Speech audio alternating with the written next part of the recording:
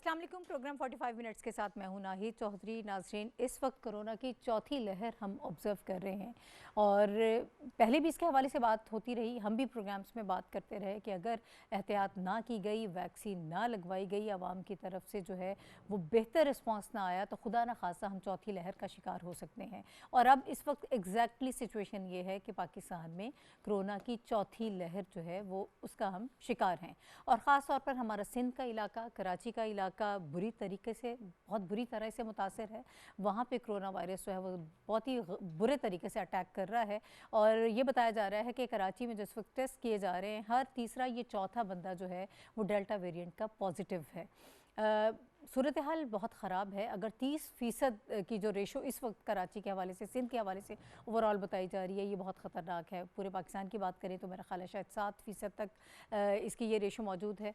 और अब हमें करना क्या है? पहले भी बार बार इस पर बात होती रही कि SOPs पर अमल करना सबसे बेहतरीन ऑप्शन है और इसी के ज़रिए हम इस वायरस से बच सकते हैं। और वैक्सीन के हवाले से बार बार हम बात कर रहे हैं और इस वक्त भी बात करेंगे कि वैक्सीन करवाना इंतहाई ज़रूरी है।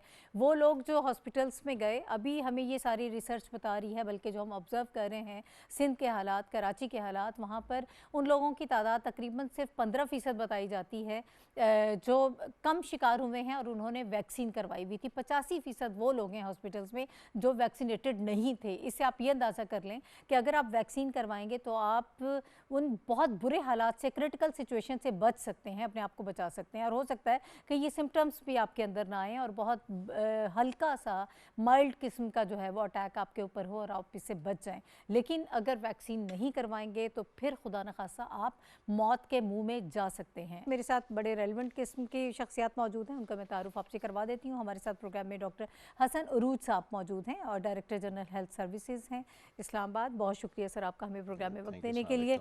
और इनके साथ प्रोफेसर डॉक्टर मोहम्मद मुख्तार साहब हमें ज्वाइन कर रहे हैं, मॉलिक्यूलर वायरोलॉजिस्ट हैं, वाइस चेयरमैन हैं नेशनल टेक्नोलॉजी काउंसिल। सर आपका भी बहुत शुक्रिया हमें वक्त देने के लिए।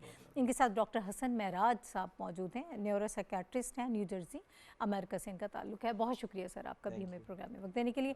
डॉक्टर हसन साहब, आपकी तरफ मैं आना चाहूँगी, आपसे हम आगाज़ कर लेते हैं। इस वक्त जो सारी सिचुएशन है, मैं ये चाहती हूँ कि जो करंट सिचुएशन है सबसे पहले तो उसके बारे में आप हमारे लोगों को बता दें कि इस वक्त कितने ज़्यादा हम रिस्क पर हैं। हमने ये समझा कि तीसरी लहर में जो है अल्हम्दुलिल्लाह कोई नुकसान नहीं हुआ, बचत हो गई। लोगों ने बिल्कुल इसके हवाले से संजीदगी छोड़ दी, SOPs पर बिल्कुल अमल नहीं किया गया। अभी ईद पर भी हमने देखा, उसके अलावा उससे पहले जब सारी पाबंदियां जो हैं वो नर्म कर दी गई या ख़त्म कर दी गई आप कह सकते हैं, तो हमारा जो पता नहीं आधा पाकिस्तान तो नॉर्दर्न एरियाज़ में पहुँच गया और वहाँ पर कोई सफाई सुथराई का ख्याल नहीं था, मास्क नहीं लगाए गए थे। सर अब भी हम कहाँ स्टैंड कर रहे हैं? जी, बहुत पर्टिनेंट क्वेश्चन है। असल में ये जो कोरोना का जो कॉन्सेप्ट है, ये शायद हमारे जहन में, कम्युनिटी के जहन में और स्टेक होल्डर्स के जहन में ये था कि एक लहर आई और शायद ख़त्म हो गई। उस लहर के दौरान जितनी एहतियात की गई या नहीं की गई, उस लहर के नीचे होने से वो एहतियात तकरीबन ख़त्म हो गई। मसाजिद में, स्कूलों में, दफ्तरों में, मार्केट्स में बिल्कुल SOPs की धज्जियाँ उड़ा दी गई। तो दूसरी तो लहर आनी थी और ये तीसरी चौथी लहर, मैं इस वक्त मुस्तनद अंदाजे से कह सकता हूँ कि इस वक्त पाकिस्तान चौथे फेज से गुजर रहा है। कोरोना का वायरस ख़त्म नहीं हुआ है, वो फैल रहा है। और जिस तरह ये डेल्टा इंडियन वायरस पाकिस्तान में आया है, वो उसकी ख़ास तौर पे जो कैरेक्टरिस्टिक्स है कि वो बहुत तेज़ी से फैलता है। जब आप एहतियात नहीं करते और वायरस फैल रहा होता है कम्युनिटी में, उस वक्त वेरिएंट बनता है। ठीक है। जिन ममालिक में आप नोट कीजिए कि फैला वायरस नहीं है ज़्यादा तादाद में, वहाँ वेरिएंट भी नहीं बने। ओके। वेरिएंट हिंदुस्तान में बना चूंकि इस कदर पॉपुलेशन में फैल गया। और मैं तो समझता हूँ जो इंडिया अपनी स्टैटिस्टिक्स बता रहा है वो 5 गुना कम बता रहा है इसके मुकाबले में, जिनकी यहाँ गुर्बत बहुत ज़्यादा है, उनकी यहाँ स्लम्स हैं, कच्ची आबादियाँ हैं जहाँ एहतियाती और हिफ्ज़ान सेहत के असूलों के साथ हाइजीनिक कंडीशंस बहुत ख़राब हैं। तो पाकिस्तान पे आते हुए मैं ये कहूँगा कि ये बड़ी तेज़ी से फैला। पहले कराची में आया, फिर इस्लामाबाद में। इस वक्त आप गौर कीजिए कि तकरीबन 70 से 80% जो पेशेंट्स पॉजिटिव आ रहे हैं वो डेल्टा वेरिएंट से पॉजिटिव आ रहे हैं। सही, ठीक। डॉक्टर मुख्तार साहब की तरफ से लूँगी। सर, डेल्टा वेरिएंट के हवाले से हम ये बात कर रहे हैं कि इतना ख़तरनाक उस तरह से नहीं है, लेकिन इसका फैलाव बहुत ज़्यादा है। सर, इस सारे सिनेरियो में वैक्सीन की अहमियत कितनी है? अभी हम जो सुन रहे हैं, जो चीज़ें, जो हमारा मुशाहिदा है इस वक्त का, कि जिन लोगों ने वैक्सीन करवाई वो उससे कम मुतासिर हो रहे हैं, कम नुकसान उठा रहे हैं, लेकिन जो लोग वैक्सीनेटेड नहीं हैं वहाँ पर अमवात की शरह भी ज़्यादा है और हॉस्पिटल ज़्यादातर उन्हीं लोगों से भरे हुए हैं, वही वेंटिलेटर पर हैं। देखें जी, जैसा कि डॉक्टर साहब भी फरमा रहे थे कि वो एरियाज़ जिनमें लोग वैक्सीनेटेड हैं रिलेटिवली, अभी जो इनिशियल इन्फॉर्मेशन है वो भी यही बताती हैं, लेकिन वर्ल्ड हेल्थ ऑर्गेनाइजेशन ने एक स्पेसिफिकली एक प्रोग्राम भी इस बारे में शुरू कर दिया है। वो जब वैक्सीन बनती है तो उसकी दो खसूसियात होती हैं, एक होती है एफिकेसी, दूसरी होती है इफ़ेक्टिवनेस। ठीक हो गया। तो एफिकेसी वो होती है जो कि जब इसके क्लिनिकल ट्रायल्स हो रहे हैं तो उस वक्त इसको देखा जा रहा होता है कि क्या ये वैक्सीन बीमारी से बचाती है या नहीं बचाती। इफ़ेक्टिवनेस ये होती है कि बाद में जो है ना, इन द लॉन्गर रन। तो ये जो डॉक्टर साहब भी फरमा रहे थे, आप भी बता रही हैं कि 85% ऑफ द पीपल, वो लोग जो हॉस्पिटल में अब आ रहे हैं, दे आर द पीपल जो कि वैक्सीनेट नहीं हुए जी। तो इसका मतलब ये हुआ कि वैक्सीन की इफ़ेक्टिवनेस है, यानी वो लोग जो इससे वैक्सीनेटेड हैं वो रिलेटिवली जो है ना इससे कम जो है ना उनमें इश्यूज होते हैं। दो ये क्लिनिकल स्टडी, क्योंकि मैं मॉलिक्यूलर वायरोलॉजिस्ट हूँ, हम वो टेक्निकली जाके देखते हैं कि वायरस को कितना ये वैक्सीन जो है ना न्यूट्रलाइज करती है। रिलेटिवली डेल्टा को ये न्यूट्रलाइज कम करती है, लेकिन इसकी इफेक्टिवनेस है।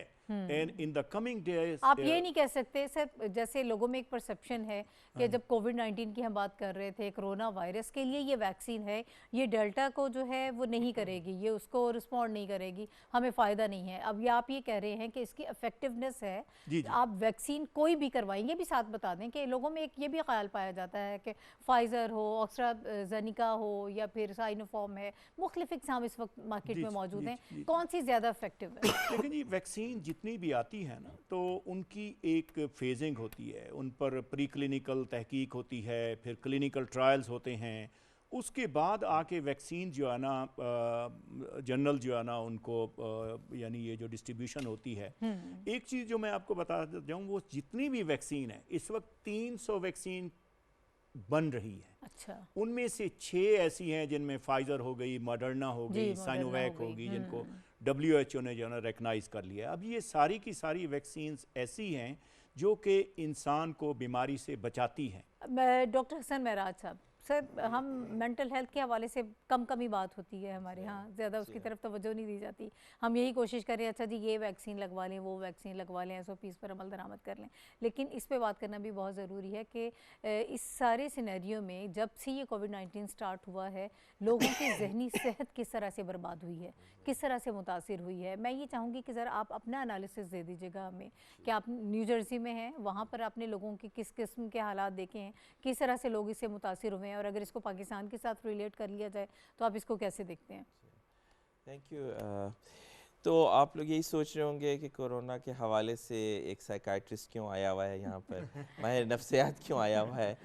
तो मसला ये है कि जब भी कोई क्राइसिस होता है तो सब लोग अफेक्ट होते हैं, मगर जो अमराज नफ्सियात के मरीज़ हैं वो बहुत ज़्यादा अफेक्ट होते हैं, मगर उनका पता नहीं चलता, क्योंकि एक तो मेंटल हेल्थ अमेरिका में अब बहुत बेहतर हो गई है, मगर अभी भी उसके बहुत सारे मसाइल हैं और उसमें अवेयरनेस पैदा हो रही है और चीज़ें बढ़ रही हैं।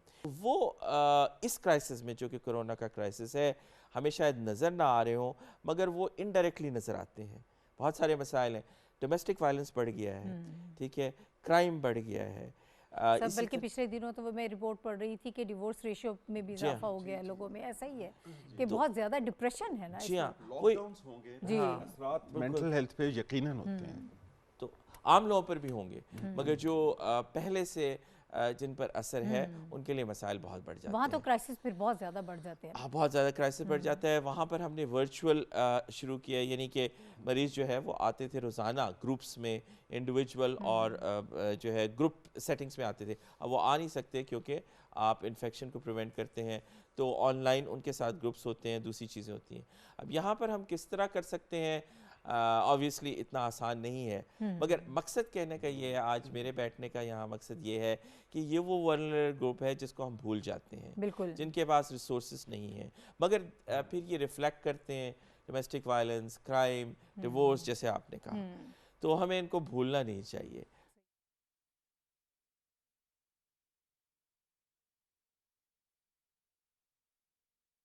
अल्लाहु अकबर, अल्लाहु अकबर, अल्लाहु अकबर, अल्लाहु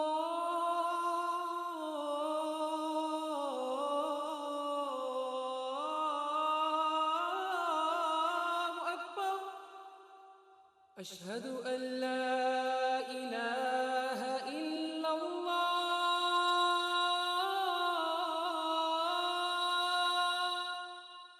अशहदु अल्ला इलाहा इल्लल्लाह, अशहदु अन्ना मुहम्मदर रसूलुल्लाह,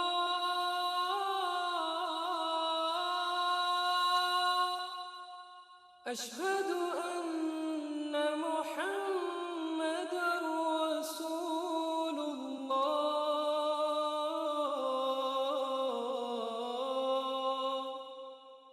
हय्य अलस्सलाह,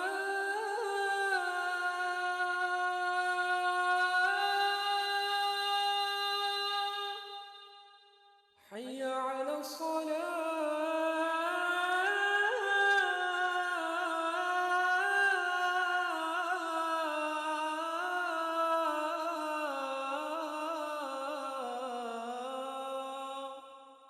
हय्य अलल फलाह,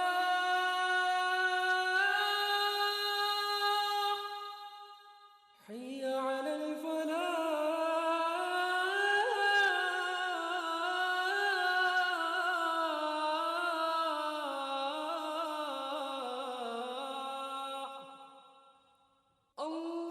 अल्लाहु अकबर, अल्लाहु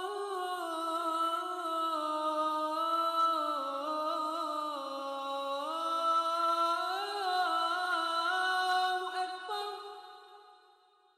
ला इलाहा इल्लल्लाह।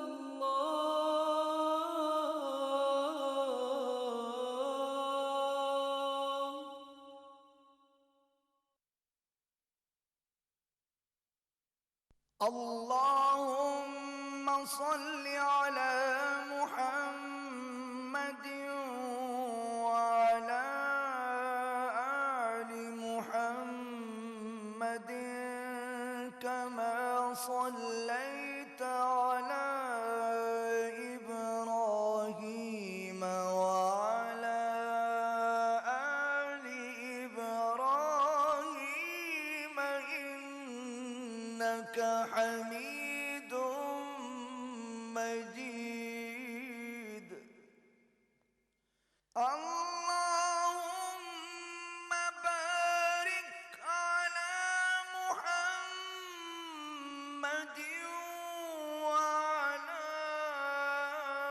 आलि मुहम्मद कमा बारकता अला इब्राहीम व अला आलि इब्राहीम इन्नका हमीदुम मजीद।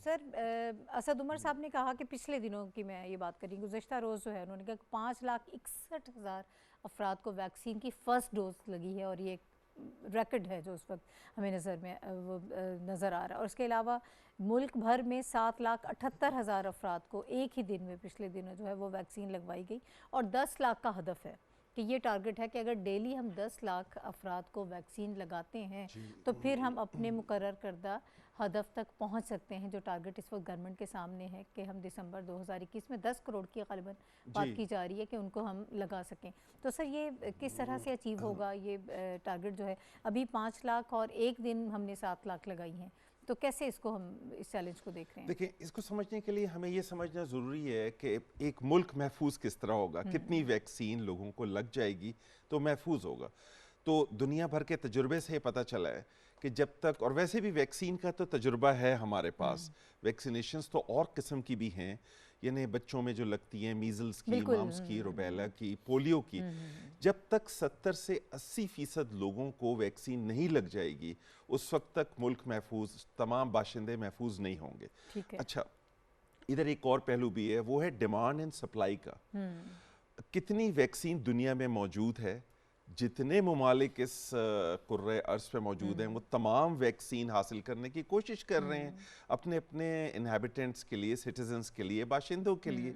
पाकिस्तान अल्हम्दुलिल्लाह बास चीज़ों में फ्रंट फुट पे रहा है, और हमने वैक्सीन, आपको इल्म में होगा कि हमने पहले ही कॉन्ट्रैक्ट्स कर लिए थे। अनफॉर्चुनेटली जो हिंदुस्तान में क्राइसिस आया, बेतहाशा वैक्सीन्स जो हिंदुस्तान में बन रही थी उसकी वजह से, और वो सप्लाई कर रहा था पूरी दुनिया को, और गावी एक अलायंस है उसको दे रहा था, और हमने गावी से लेनी थी, वो डंप हो गया। सही, क्योंकि वहाँ पे इंडिया में तो खुद इंडिया में खुद एक क्राइसिस से गुजर रहा था। तो अब हुकूमत ने फिर सारी दुनिया में जहाँ से वैक्सीन्स बन रही थी उनसे उसका बुनियादी कंसंट्रेट भी लिया, और हम भी वैक्सीन इंशाल्लाह उसको रेसिप्रोकेट करेंगे, और बाकी वैक्सीन्स भी बतदरीज आ रही हैं। अभी हमें 2 मिलियन डोजेस अमेरिका से भी मिली हैं, मॉडर्ना भी मौजूद है, फाइजर भी मौजूद है। अब आपके सवाल की तरफ आता हूँ कि ये देखिए, जब आपके पास वैक्सीन एक खातिर खा तादाद में मौजूद होंगी तो हम ये हदफ तकरीबन 1 से 1.5 साल में हासिल कर लेंगे, क्योंकि एक तरफ तो वैक्सीन की क्वांटिटी का मसला है, दूसरे लॉजिस्टिक्स हैं, वैक्सीनेशन सेंटर्स हैं, डॉक्टर्स की ड्यूटीज़ हैं, उनकी कोल्ड चेन है। वैक्सीन को आपको ठंडे माहौल में रखना होता है ताकि वो एक्सपायर ना कर अच्छा, जाए। यहाँ से सर ये मुझे थोड़ा सा बताइएगा, जो पंजाब में अब ये कहा जा रहा है कि पोलियो की तर्ज पर ही घर घर जाकर वैक्सीन लगाएंगे, तो सर उसमें ये सारे प्रोटोकॉल्स फॉलो किए जा सकते हैं? ये बिल्कुल बड़ा हमें चैलेंज होगा, करने सख्त गर्मी पड़ेंगे। है। देखें, वैक्सीन का जो एक नाजुक नुक्ता होता है किसी भी किस्म की वैक्सीन का, और बिलखुसूस कोरोना वैक्सीन का, वो उसकी कोल्ड चेन की जी, बिल्कुल। मेंटेनेंस होती है। जिस तरह पोलियो की चेन को भी आपको कोल्ड चेन मेंटेन्स करना पड़ता है, बर्फ़ उसमें पोलियो के कैरियर्स होते हैं, आपने देखा होगा नीले रंग के डब्बे होते हैं, उसमें वैक्सीन की जो बॉटल है रखी जाती है बर्फ़ के दरमियान, और वो उसी वक्त ही निकालते हैं जब किसी घर में घंटी बजाकर कोई बच्चे को बाहर ले आए, ठीक है। Door to door. इसी तरह जो कोरोना की वैक्सीन है उसके लिए भी आपको इस तरह के फ्रीजिंग बॉक्सेस बिल्कुल प्रोक्योर करके, बल्कि एक्चुअली पोलियो की एक बहुत अच्छा मॉडल हमारे सामने मौजूद है, हम उसके तहत हम ये डोर टू डोर जाके कर सकते हैं, लेकिन कोल्ड चेन यकीनन मेंटेन करनी बहुत ज़रूरी है, उसके बगैर मुश्किल हो उसके जाएगा। बगैर इम्पॉसिबल है, वरना वैक्सीन खराब हो जाएगी। फिर खराब हो गई तो सर उसका और नुकसान है ना, ये जी, इसको that's सबसे right. ज़्यादा हमें देखना है कि अगर घर घर जाकर लगा रहे हैं तो फिर उसमें रिस्क भी ज़्यादा है। और एक चीज़ ऐड करते थे, डॉक्टर मुख्तार साहब ने भी उसका जिक्र किया, और आपने सवाल पूछा था कि किसी किस्म की भी वैक्सीन, मसला ये है कि फाइज़र और मॉडर्ना जो काफ़ी पॉपुलर हुई हैं, उनकी ख़ास तादाद है दुनिया में, ना वो बहुत ज़्यादा मौजूद है अफ्रीका में, ना एशिया में। वैक्सीन सारी कारआमद हैं, क्योंकि जिस तरह डॉक्टर मुख्तार भी बता रहे थे कि 4 किस्म के फेजेस से गुजर के आती है। एक वैक्सीन को बाजार में आने के लिए FDA या किसी गवर्नमेंट से अप्रूवल के लिए WHO से 4 किस्म के ट्रायल से गुजरना होता है। एनिमल ट्रायल होता है, ह्यूमन ट्रायल होता है, साइड इफेक्ट्स होते हैं, इफेक्ट्स होते हैं। वैक्सीन हर किस्म की जो अवेलेबल है, जो आपको मिल जाती है, जो आपको लगाई जा रही है, आप वो लगवा लें। यानी ये सादा सी बात है, सादा सा फॉर्मूला है कि जो आपको वैक्सीन लगाई जा रही है आप लगवा लें खुदारा, लेकिन वैक्सीन करवाएं जरूर। उसकी आफादियत आपने देख ली कि जो पेशेंट्स एडमिट हो रहे हैं हॉस्पिटल्स में, वो हैं 90% जिन्होंने वैक्सीन नहीं करवाई। पहले तो हम सिर्फ बात कर रहे थे ना, अब हमने देख भी लिया कि उसका क्या रिजल्ट आ रहा है। डॉक्टर साहब, मुझे डॉक्टर मुख्तार साहब सर ये बताइएगा कि एक ये भी बात बहुत ज़्यादा चल रही है, लोग इस पर बहस भी कर रहे हैं कि जिन लोगों ने वैक्सीन करवा ली अब उनको मास्क लगाने की ज़रूरत नहीं है। अमेरिका में तो हमने देखा कि वहाँ पर डॉक्टर साहब भी जानते होंगे, कहा गया कि ठीक है जो वैक्सीनेटेड लोग हैं वो मास्क उतार दें। लेकिन कुछ और भी खबरें आ रही हैं कि अब जो डेल्टा वेरिएंट है उसके हवाले से जो बात की जा रही है, तो अब अमेरिका जो है उनके स्पोक्स पर्सन का उसमें मैं देख रही थी बयान कि जो कोरोना की भारतीय जो किस्म इस वक्त सामने नज़र आ रही है उसके पेश नज़र वहाँ पर भी वैक्सीन जो लोग करवा चुके हैं उनको मास्क लगाने की हिदायत कर दी गई है। बल्कि उन्होंने कहा कि हो सकता है कि प्रेसिडेंट भी जो हैं वो भी मास्क लगाए और उनका स्टाफ भी जो है वो लगाए। तो सर इसके हवाले से मैं चाहूँगी कि रोशनी डाल दें कि क्या है ये। देखिए जी, सबसे पहली बात तो ये है कि मैं कई बार अर्ज़ कर चुका हूँ कि वायरस जो है ना एक पार्टिकल होता है, एक मिट्टी का ज़र्रा होता है। इसको जब आके इंसानी जिस्म में या इंसानी खुलिये पर जगह मिल जाती है तो उसके बाद इसने आगे जाना होता है। अब इस कोरोना वायरस कोविड-19 फैलाने वाले वायरस के बारे में हम जानते हैं कि ये हमारे रेस्पिरेटरी ट्रैक्ट के थ्रू जाता है।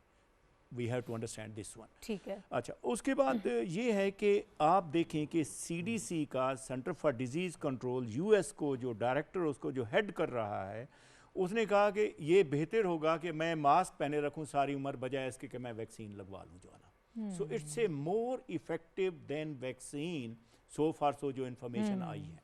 ठीक है। अब ये है कि लेकिन अब ये मैसेज ना हमारे यहाँ लोगों को जाए नहीं, कि आपने सिर्फ मास्क लगाना है, वैक्सीन मत लगाएं। मैं I am just mentioning understanding लोगों की ये भी हो सकती है इट्स ना। जस्ट जनरल अंडरस्टैंडिंग, क्योंकि वैक्सीन तो बेसिकली ऐसे है जो है ना कि यू आर सेफ, लेकिन वो मास्क इसलिए लगाएं कि आप दूसरों को बचा सकें।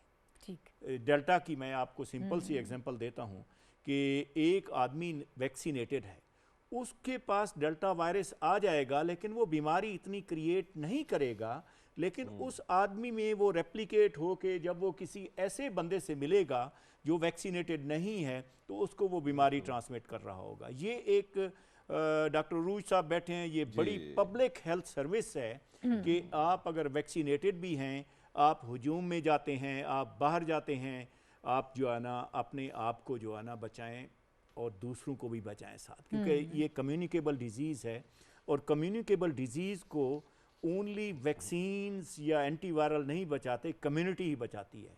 तो हमने मिलजुल कर इस डिजीज़ को जो है ना ओवरकम करना है। तो इसलिए अगर आप हाँ बिल्कुल बिल्कुल बिल्कुल देखें, ये वैक्सीन्स, ये वायरस भी नहीं है, वैक्सीन्स भी नहीं है, हमें ये भी नहीं मालूम कि कितने अरसे तक इनकी हमें बूस्टर डोज की जरूरत पड़ेगी। बिल्कुल, तो बिल्कुल। ये तो मस्ट है। देखिए, अभी बूस्टर डोज की बात आ रही है कि 2 डोजेस के बाद भी आपको एक तीसरी डोज की जरूरत पड़ सकती है, पड़ेगी। बाद ममालिक ने उसको रिकमेंड भी कर दिए। ठीक है। अभी हर चीज समझें कि एक रिसर्च के दौर से गुजर रही है, इस वास्ते भी मास्क लगाना जरूरी है। आपने ये भी सुना होगा कि बाज वैक्सीन लगाने वालों को भी कोरोना हुआ है लेकिन बहुत माइल्ड हुआ है। ये भी एक बड़ा एक अहम पहलू है। बिल्कुल सही कह रहे हैं आप। लोग कहते हैं कि वैक्सीन लगवाने के बाद भी कोरोना हो गया, लेकिन बहुत माइल्ड हुआ है, ना उन्हें हॉस्पिटल में एडमिट होना पड़ा, ना उनके वो जो अलामतें हैं। यानी अब आप ये मत समझें कि वैक्सीन लगवा ली तो शायद बिल्कुल हम 100% महफूज हो गए, हमें नहीं हो सकता। अगर अटैक होता है तो वो बहुत कम होगा, माइल्ड होगा। सर मुझे इजाज़त है, मैं दोबारा आपकी तरफ आती हूँ। इस वक्त डॉक्टर राना जवाद अस्कर साहब ने हमें ज्वाइन किया है, माहिर वबाई अमराज हैं, अमेरिका से इनका ताल्लुक है। अस्सलाम वालेकुम डॉक्टर साहब। वालेकुम अस्सलाम। सर मुझे ये बताइएगा, डेल्टा वेरिएंट के हवाले से हम इस वक्त बात कर रहे हैं कि ट्रांसमिशन इसकी बहुत ज़्यादा है। अभी इस 4th वेव में तो ऑब्वियसली हम कोविड-19 डेल्टा वेरिएंट के बारे में ही ज़्यादा डिस्कशंस हो रही हैं यहाँ पर पाकिस्तान में, और इसके हवाले से ये लोग ज़्यादा जानना चाह रहे हैं। आपका एनालिसिस क्या है सर, ये कितना मोहलिक है और किस कदर इससे नुकसान हो सकता है और कितनी तेज़ी से ये फैलता है सर? जी बहुत शुक्रिया। देखिए, जो डेल्टा वेरिएंट है ये तकरीबन 100 ममालिक में फैल चुका है, और जिन ममालिक के अंदर भी ये गया है, इसने जो पहले के वेरिएंट्स थे उनको फारिग कर दिया और खुद एक एज ए डोमिनेंट स्ट्रेन पे आ गया है। और यूके वेरिएंट आपने शुरू में सुना होगा, बड़ा मशहूर था, वो पहले वेरिएंट से ज्यादा खतरनाक था, लेकिन जब ये डेल्टा वेरिएंट वहां पे पहुंचा है तो इस वक्त इंग्लैंड के अंदर तकरीबन 90% आइसोलेट जो हैं वो डेल्टा वेरिएंट के हैं। अमेरिका के अंदर भी यही सूरत हाल है। चंद हफ्तों के अंदर ये बड़ी तेजी के साथ पिछले जो टाइप्स हैं वायरस की उसको रिप्लेस करता है। और उसकी वजह क्या है? वजह ये है कि ये हाईली इन्फेक्शियस है। इसके अंदर ये इतना, जैसे हम कहते हैं कि ये इतना फिट वायरस है कि ये इसको बहुत थोड़ा टाइम चाहिए या बड़ा छोटा इनकाउंटर चाहिए इन्फेक्टेड और नॉन इन्फेक्टेड का, जिसके अंदर ये जंप करेगा एक इंसान से दूसरे की तरफ।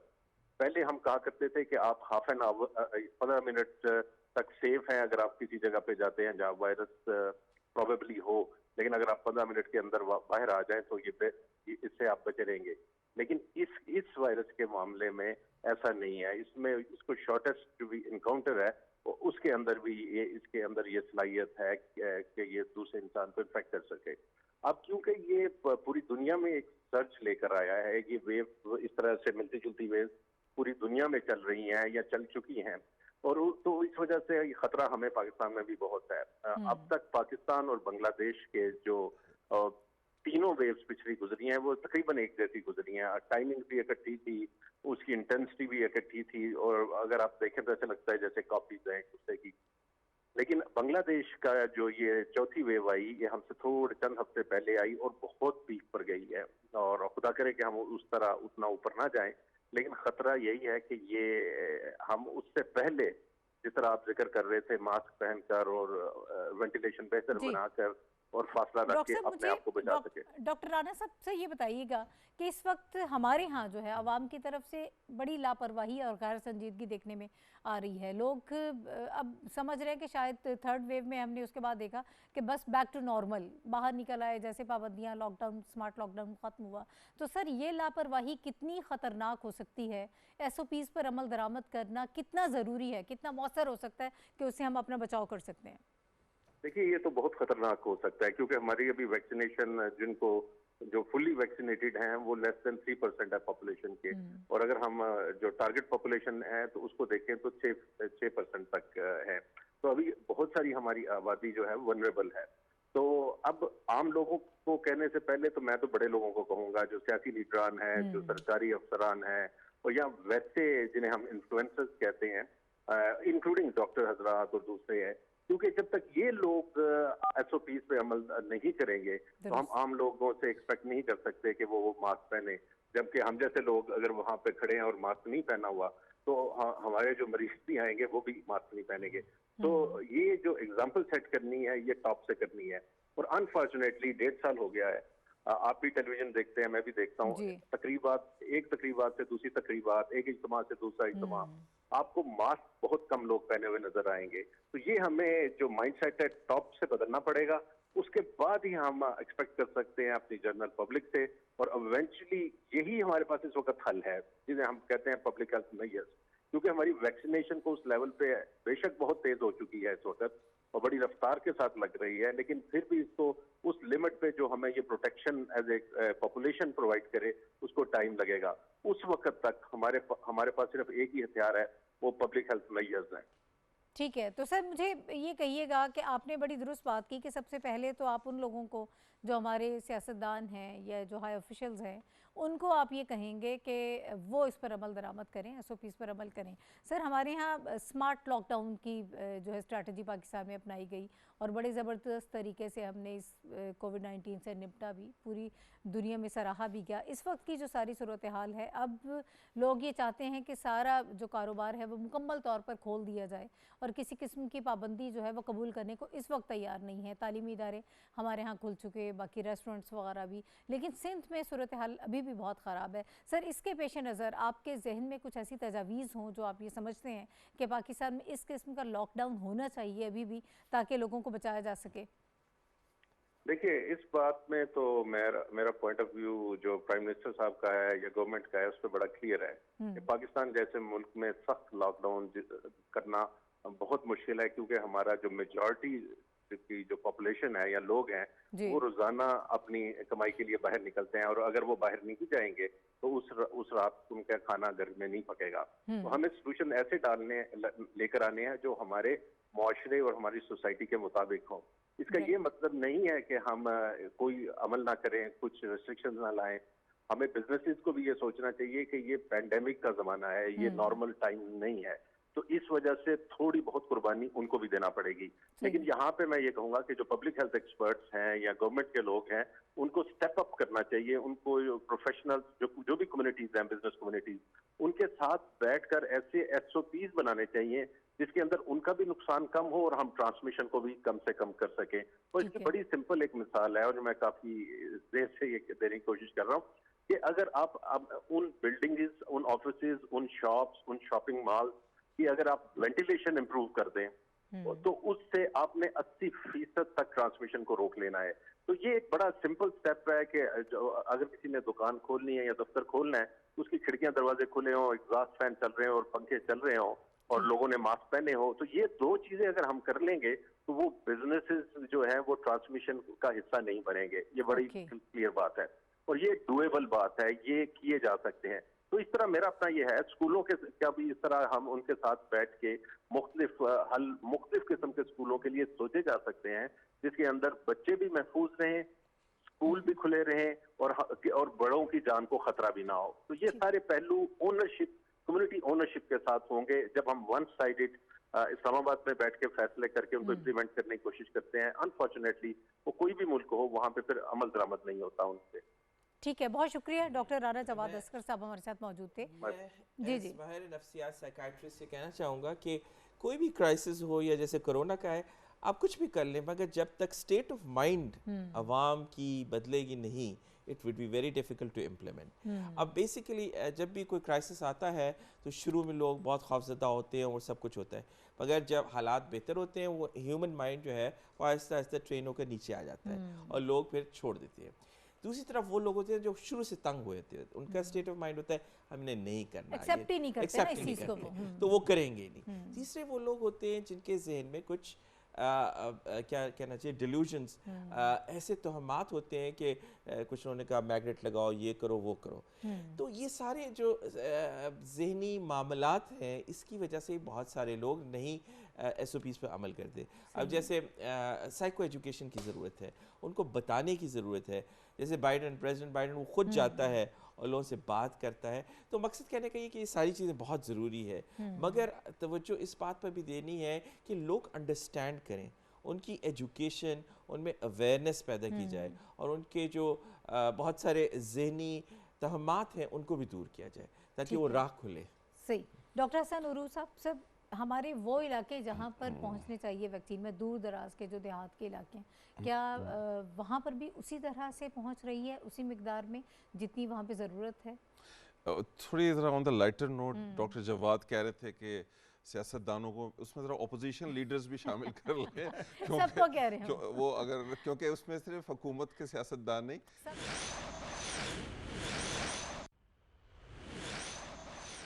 नाज़रीन, वज़ीर-ए-आज़म के मुआविन ख़ुसूसी बराए उमूर सिंध डॉक्टर बाब ग़ुलाम रहीम मीडिया से गुफ्तगू कर रहे हैं। था इस ओहदे से पहले भी, मगर मैं जब आना चाह रहा था जलाल महमूद शाह साहब उधर कोटरी चले जाते थे, जामशोरो उधर जाता था, उधर आ जाते थे, इस तरह से आंख मचोली होती रही। उस वक्त भी शायद ये बात करते हम आपस में। और मैं समझता हूँ कि ये जो बहरिया तो एक माफिया है जी, और उसको जिस तरह से ज़मीनें दी गई हैं सिंध की, और भी मज़ीद ज़मीनें दी गई हैं, इन्होंने भी ये डिमांड की है कि उसकी एक सुप्रीम कोर्ट ने तो आर्डर दिया ही दिया है, उसकी रोशनी में एक और कमीशन या कोई चीज़ ऐसे बिठाई जाए जो इंक्वायरी हो, क्योंकि ये तो किसी कानून पे चलने के लिए प्रोविंशियल गवर्नमेंट तैयार नहीं है, ना कोई सुप्रीम कोर्ट के आर्डर मानती है, ना हाई कोर्ट के, ना फेडरल गवर्नमेंट को तो कहती है ये आती क्यों है सिंध में। भाई एक फेडरेशन है, बाकी सूबे भी हैं, यहाँ भी है।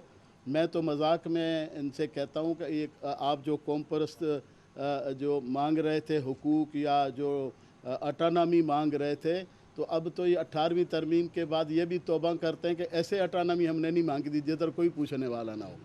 तो अटानमी का ये थोड़ी मतलब है कि मदर फदर आज़ाद हों, कोई कायदा कानून ना हो, जो मर्जी करते जाएं, कोई पूछने वाला ना हो। तो इंशाल्लाह मैं ये रिकमेंडेशंस प्राइम मिनिस्टर साहब को बताऊंगा। मेरी इनसे जो बात हुई है, मुलाकात हुई है, ये भी मैं उनसे कहूँगा, और इनके लोग जो जेलों में पड़े हैं उस सिलसिले में भी बात मैं उनसे करूँगा। और ये इंक्वायरी जो हादसा हुआ, इसकी इंक्वायरी के लिए भी फेडरल एजेंसीज़ आके कर सकती हैं कि भाई, मैं तो इसमें समझता हूँ कि वो जो ज़मीनों के मसले हो रहे थे इसके पीछे सिर्फ मलिक रियाज नहीं है, हुकूमत खुद है, पार्टनर है। तो वो अब जो पार्टनर होगी हुकूमत, तो फिर उनके एक्शंस तो वही होंगे ना। तो वो जो ज़मीनों के मसले यहाँ वहाँ के लोकल लोगों से हो रहे थे, मुझे तो ये भी पता चला है कि इस कराची में वज़ीर-ए-आज़म के मुआविन ख़ुसूसी बराए उमूर सिंध डॉक्टर अरबाब ग़ुलाम रहीम मीडिया से गुफ्तगू कर रहे थे। उनका ये कहना था कि सिंध के जो मसाइल हैं वो अब पाकिस्तान तहरीक इंसाफ की हुकूमत जो है हल करेगी। लोकल जो लोग हैं, मैंने तो सुना है नबील गबोल के लोग भी थे, मलिक असद के लोग भी थे, बाकी लोग भी थे, बल्कि एजेंसियों ने इनको कहा कि पहले से उनको रुकावट डाली जाए कि ना पहुँचें, मगर प्रोविंशियल गवर्नमेंट ने कुछ नहीं किया। और ये गेटों से अंदर जो दाखिल हुए ये तो हुआ ही नहीं, जिन्होंने जाके जलाया तोड़ाया और इधर फिर ज़बान के बुनियाद पे फसाद करने की कोशिश कराई गई। तो इसमें मैं तो प्राइम मिनिस्टर साहब से कहूँगा कि फेडरल एजेंसीज इन्वेस्टिगेशन करें। ये ख़ुद जब कह रहे हैं कि भाई अगर हमारे लोग इन्वॉल्व होंगे तो आप बेशक उसको सज़ा दें। इसके पीछे देखें, इस वक्त इस बेल्ट में जो एक इंटरनेशनल इश्यूज़ चल रहे हैं, आपके इज़राइल, अमेरिका, इंडिया, फ़लाना, ये वो, यहाँ कई बार की एजेंसियाँ और बाहर के लोग भी बैठे हैं। यहाँ ये मसला करा के मे भी कोई ऐसे मतलब अनरेस्ट करना चाहता हो, तो इन सारी चीज़ों को देखना पड़ेगा। और इनकी मेहरबानी, इंशाल्लाह पहले भी सियासत में हम इकट्ठे चले हैं सिंध में, एज ए चीफ़ मिनिस्टर भी, और ये मुहब्ब वतन सिंधी हैं, और उर्दू बोलने वाले जो हमारे शहरी सिंधी हैं, शहरी भाई हैं, उनको सबको मेरा काम होगा कि साथ लेके चलें, साथ बिठाएं, जो जिसका हक हो और वो हक उसको दिया जाए। और हमारी कोई आपस में इख्तलाफ नहीं है, ना कोई कराची अलग है, ना कोई इंटीरियर सिंध अलग है, सब एक ही सूबा है। और एक सूबे के हिसाब से इंशाल्लाह बाकी भी इधर जो भी हमारे साथ इंशाल्लाह शामिल होंगे, और पीटीआई जो है इंशाल्लाह लीड रोल में होगी, और बाकी भी दोस्त हमारे साथ जो शामिल होने चाहेंगे अलाइंस में, इलेक्शन अलाइंस, लोकल बॉडीज़ के जनरल इलेक्शन के अलाइंस, और फेडरल गवर्नमेंट की तरफ से ये ज़रूर हुआ है कि 2 साल ये कोविड चल रहा है। अभी भी देखें ना, जब कोई काम शुरू होता है, सिंध की प्रोविंशियल गवर्नमेंट सबसे ज़्यादा सख्त लॉकडाउन कर देती है। कोई और प्रोविंशियल कोविड तो एक जैसा सब जगह, वो जानबूझ के। मुझे याद है कि मैं जब बाई इलेक्शन लड़ा था उमरकोट का, तो उससे पहले जब इलेक्शन चल रहा था, इलेक्शन पोस्टपोन कराया गया कि जी इलेक्शन पोस्टपोन करें, ये कोविड चल रहा है। फिर दोबारा जब इनको इलेक्शन कराना था, उन्होंने कोविड के बावजूद, मैं चीख रहा था, मुझे खुद हो गया था, हालांकि मुझे महसूस नहीं हुआ, मुझे यहाँ के टेस्ट करवाया तो डॉक्टरों ने कहा जी आपको तो हो चुका है। अल्लाह ने मेहरबानी की, कुछ नहीं हुआ, मगर इन्होंने तो कसर नहीं छोड़ी। तो जब इनको मर्ज़ी आती है तो कोविड आ जाता है, नहीं आती तो नहीं आता। फेडरल गवर्नमेंट कहती है कि भाई मत इतना सख्त लॉकडाउन करो, इसलिए कि लोग इफ़ेक्ट होंगे, रोज़गार इफ़ेक्ट होगा, इकानमी इफ़ेक्ट होगी, एग्रीकल्चर इफ़ेक्ट होगा, लोगों के कारोबार इफ़ेक्ट होंगे, मगर मानते नहीं हैं। जहाँ तक इमरान खान साहब की बात है, उन्होंने पिछले दफ़ा भी कोविड में जिस तरह से बग़ैर किसी रुश्वत के, करप्शन के, ये होने के, इन्होंने लोगों को घरों पे पैसे पहुँचाए। पैसे से तो हर चीज़ ख़रीदी जा सकती है ना जी, तो वो कार्ड के थ्रू लोग, गरीब लोगों को पैसे मिल गए। इन्होंने तो साबुन की चक्की भी बग़ैर तस्वीर खिंचवा के ऐसे करके खड़े होते हैं, तो उसके बग़ैर साबुन की चक्की भी नहीं दी किसी को। तो ये है इनका काम। अब ये 12 साल से ये अजाब नाफिज है सूबे के ऊपर, और मैं समझता हूँ कि लोग जो है इस अजाब से जान छुड़ाना चाहते हैं। मेरे अपॉइंटमेंट से लोग सिंध में जितने खुश हुए हैं, आप ख़ुद सोशल मीडिया से ये अंदाज़ा लगा लें। और जो भी पार्टियां हैं, ये हालांकि कौम परस्त पार्टी है, मैं फेडरेशन की पार्टी हूँ, मगर हम खड़े हैं आपस में, इसमें कौन सी बात है, चल सकते हैं हम आपस में, उर्दू स्पीकिंग भी चल सकते हैं। इनका कोई ये तो बात करते ही नहीं है, ऐसी ना जैसे कोई उर्दू स्पीकिंग हमारे भाइयों को कोई एतराज़ हो। इनके जामशोरों में लोग वोट देते हैं इनको उर्दू स्पीकिंग, और इंशाल्लाह मिल के चलेंगे। ये पहला दिन है, मैं तो उनको पूछने के लिए आया था, मगर ये आप लोग खड़े हैं तो फिर हम मुखातिब हो रहे हैं। साईं की तबीयत भी ठीक नहीं है, डंडा इन्होंने हाथ में पकड़ा हुआ है। अरबाब ग़ुलाम रहीम कराची में मीडिया से गुफ्तगू कर रहे थे। उनका ये कहना था कि सिंध में सिंधी और उर्दू बोलने वाले भाई हैं, सबको साथ लेकर चलेंगे, अराज़ी के मसाइल तरजीही बुनियादों पर हल किए जाएंगे। जी नाज़रीन, आप हमारे साथ रहे, आपका बहुत शुक्रिया।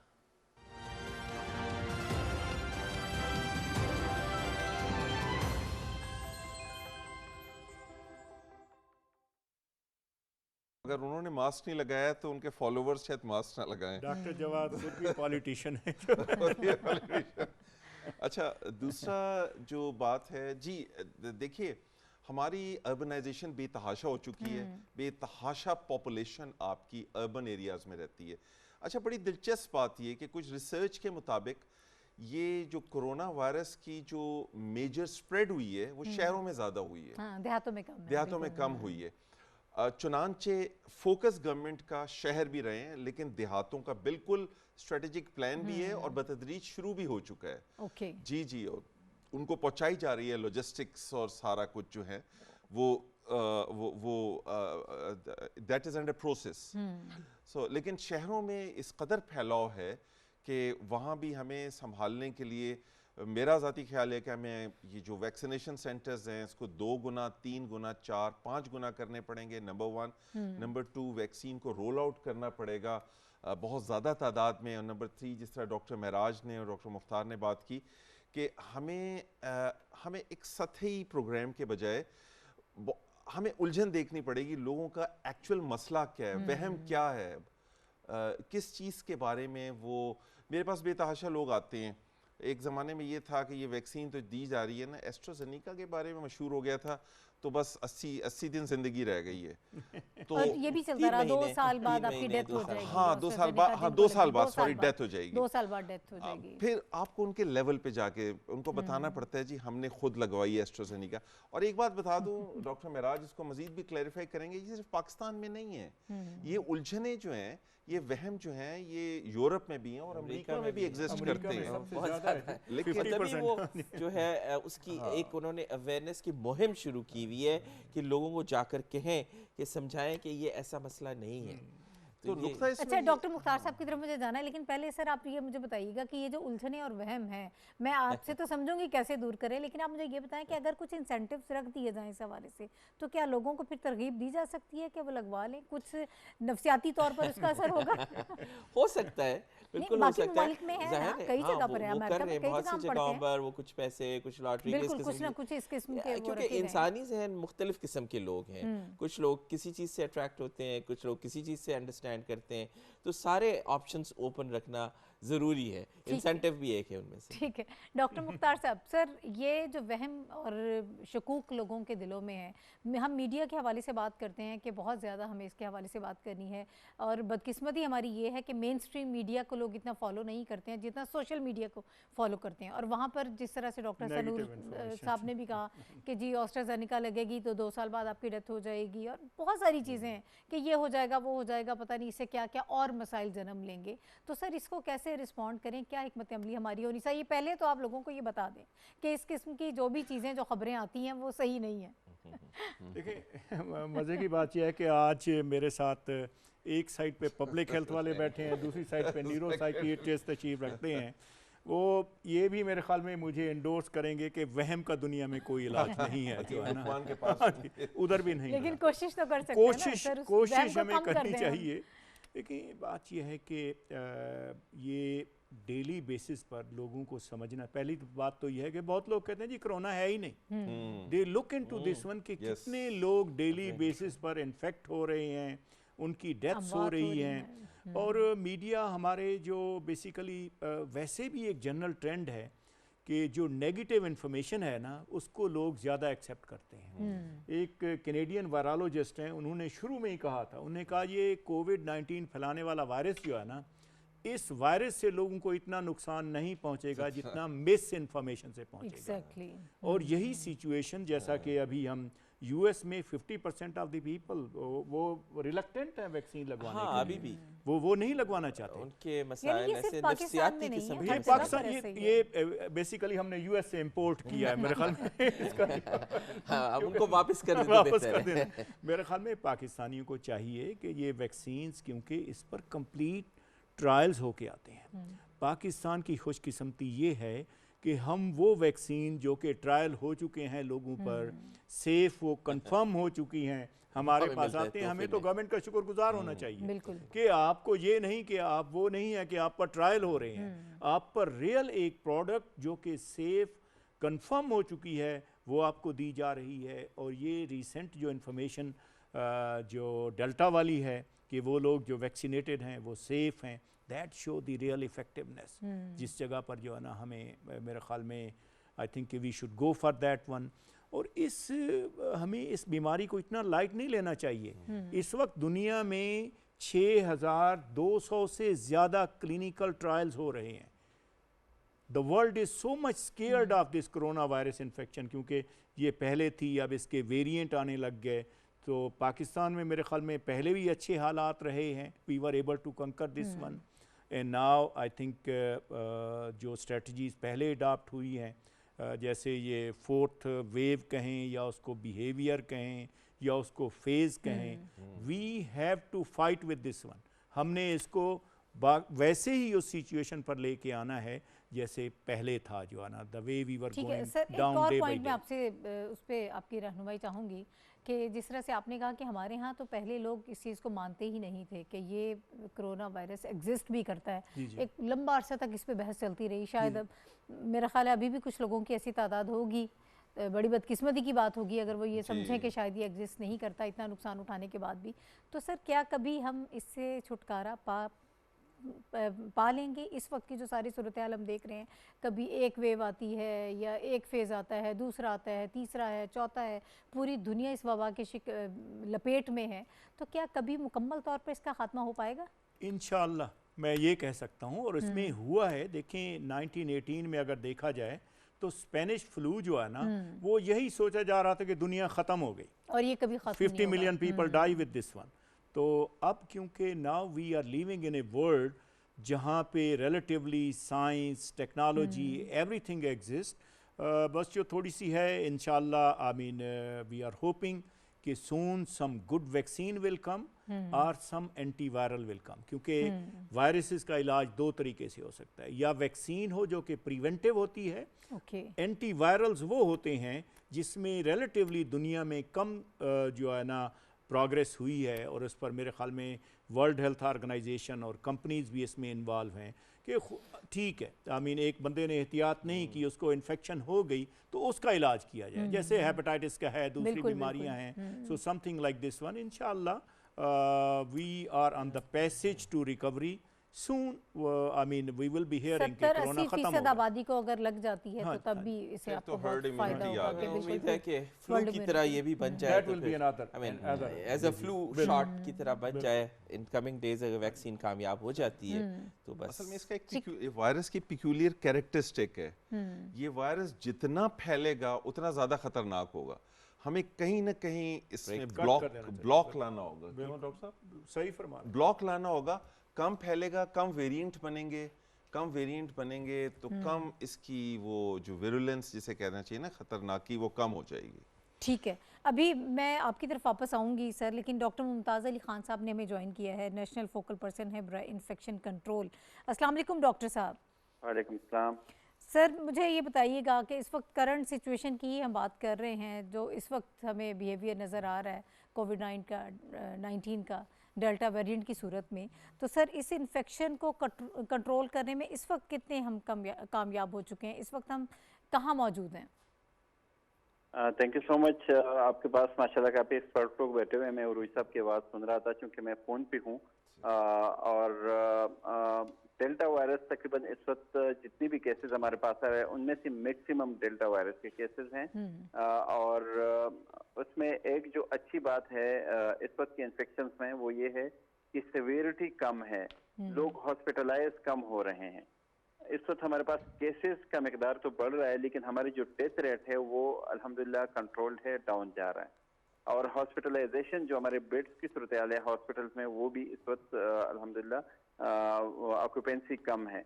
इसकी दो वजूहात है। एक वजह तो यह है कि ऑलरेडी मैक्सिमम लोगों को थोड़ा बहुत एक्सपोजर इस वायरस का हो चुका है, उनमें एंटीबॉडीज अवेलेबल थी, और जब ये डेल्टा वायरस आया तो उनमें इन्फेक्शन हुआ है लेकिन उतना सवेयर नहीं है। दूसरा यह है कि तकरीबन 4% लोगों को पहला डोज लगा हुआ है और 2.3 या 4% लोगों को कंप्लीट वैक्सीनेशन हो गई है। तो वो भी एक इफेक्ट है इसको हम कम कर सकते हैं, जो इनकी सिवियरिटी जो डिजीज की वो कम है। और मैं आपके प्रोग्राम के तवज्जुह से यही बताऊंगा, जैसे रोहित साहब ने बताया कि जितना ये वायरस फैलेगा, इतना ये चेंज होगा, इतना ये म्यूटेट करेगा, इतना ही हमारे लिए मुसीबत बनाएगा।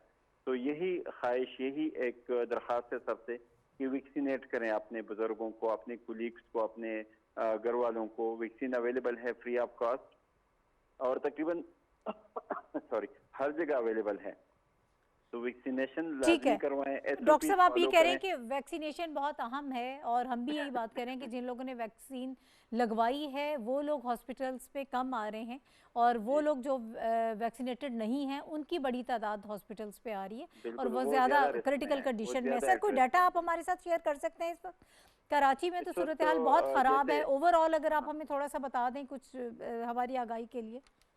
ओवरऑल जनरल जो कंडीशन है वो ये है कि पिछले लास्ट 24 आवर्स के फिगर देखें तो मोर देन 45 डेथ्स हमारे पास रिपोर्ट हुई। ओके, मैं केसेस की बात नहीं करूंगा, डेथ्स की इसलिए करूंगा कि डेथ्स इज वेरी इंपॉर्टेंट। और अगर आपकी फैमिली में एक बंदे की डेथ होती है और वो भी आपको काज पता हो तो कितने अफसोस होते हैं, और वो भी प्रिवेंटेबल काज हो जो कि बचाया जा सकता है, तो हम ये 45 के 45 डेथ्स को बचा सकते थे अगर हम एहतियात करते, हम वैक्सीनेट करते इन लोगों को और टाइमली इनको रिपोर्ट करते। और ये 45 डेथ्स वो है जो सिर्फ रिपोर्ट हुई हैं। इसके अलावा जो कम्युनिटी में डेथ्स हैं, जो केसेस हैं, ये टिप ऑफ आइसबर्ग इसे कहते हैं, वो तो हमें पता ही नहीं है। इसलिए मैं यही रिकमेंड करूंगा, यही रिक्वेस्ट करूंगा कि जब भी किसी को बीमारी हो, थोड़ी बहुत यही सिम्टम्स हो, तो एक तो अपने आप को आइसोलेट करें, अपने आप को टेस्ट करवाएं। अर्ली ट्रीटमेंट, अर्ली डायग्नोसिस आपकी अर्ली रिकवरी की तरफ आपको लेके जाते हैं। इसलिए ज्यादा अपने आप को रिस्क में ना डालें, कम्युनिटी को ना डालें, और डेथ रेट और केस रेट जो है इसको हम डिक्रीज कर सकते हैं। ये प्रिवेंटेबल मेजर्स है जो रिकमेंडेड है। ठीक है, बहुत शुक्रिया। डॉक्टर मुमताज़ अली खान हमारे साथ मौजूद थे। सर, वक्त खत्म हो रहा है। लास्ट कमेंट के किस तरह से, जैसे डाटा तो उन्होंने हमसे शेयर कर लिया कि किस तरह से हम लोगों को बचा सकते हैं, लोगों के लिए क्या तजावीज़ होंगी, आपकी क्या मैसेज होगा? मेरा पैगाम तो ये है कि हुकूमत आपके साथ खड़ी है, अवाम के बिल्कुल साथ है। यानी वो जिस तरह है ना कि आप एक कदम लेंगे तो हुकूमत 2 कदम लेगी। खुदारा इस 10 रुपए के मास्क से अपने आप को आप बचा सकते हैं और ये आपकी ज़िंदगी और बीमारी का ज़ामिन है ये मास्क। और अगर कपड़े का मास्क बना लें तो वो तो बहुत ही आपके कोई लिए भी ईज़ी चीज़ है। जो आपको गर्मी का मौसम है, आप उसको मुसलसल लगाए रखें, कोई उससे नुकसान नहीं। दूसरी बात इस तरह हमारा जो एक कल्चर है, हाथ मिलाना, गले मिलना, उससे कुछ अरसे के लिए इज्तिनाब कर लीजिए। आप दुनिया का उन पहले ममालिक में से हो सकते हैं जहाँ कोरोना ख़त्म हो गया, इंशाल्लाह। जी डॉक्टर मुख्तार साहब। जी, मैं तो यही अर्ज़ करूँगा कि हमें गैदरिंग को अवॉइड करना चाहिए mostly. Of course face mask and all these thing जो डॉक्टर साहब फरमा रहे हैं, और हमने इसको बीट करना है। यही है कि हम कैसे जो है ना वायरस के फैलाव को कंट्रोल कर सकते हैं। इसके लिए प्रिकॉशनरी मेयर अब तो हर आदमी जानता है, थैंक्स टू मीडिया, कि उन्होंने जो है ना सो वही अडॉप्ट करें। आपको इससे बचाव का तरीका पता है, and now get ready for this one. ठीक है डॉक्टर हसन साहब, आपने अमेरिका में जो लोगों के मेंटल हेल्थ के उसके हवाले से बात की। ओवरऑल अगर पाकिस्तान के सिनेरियो में देखें तो क्या तजावीज़ आपके जहन में, कैसे इस पेंडेमिक के दौर में अपनी मेंटल हेल्थ को बेहतर किया जा सकता है? हम सबको एफर्ट्स करने होंगे इसमें। माहिर नफ्सियात, माहिर वायरोलॉजी, पब्लिक हेल्थ, एक टीम बनाकर, वहाँ पर भी ऐसा ही होता है कि it's always a team work. तो और जैसे उन्होंने कहा कि SOPs और ये सारी चीज़ें हैं, मगर अवेयरनेस यानी कि उनको किस तरह एहसास दिलाया जाए पब्लिक को। बहुत सारी चीज़ें जो हैं लोगों को पता ही नहीं है, और एविडेंस है हमारे पास तहकीक है, और बहुत से लोग तहकीक सुन के कन्विंस हो जाते हैं। तो ये जो एक प्रोसेस है ना टीम वर्क के साथ, जिसमें और एक आम आदमी डिप्रेशन से बचने के लिए क्या करे? डिप्रेशन से बचने के लिए अल्लाह को याद करे और साथ साथ मतलब इलाज भी करे। तो दोनों चीज़ें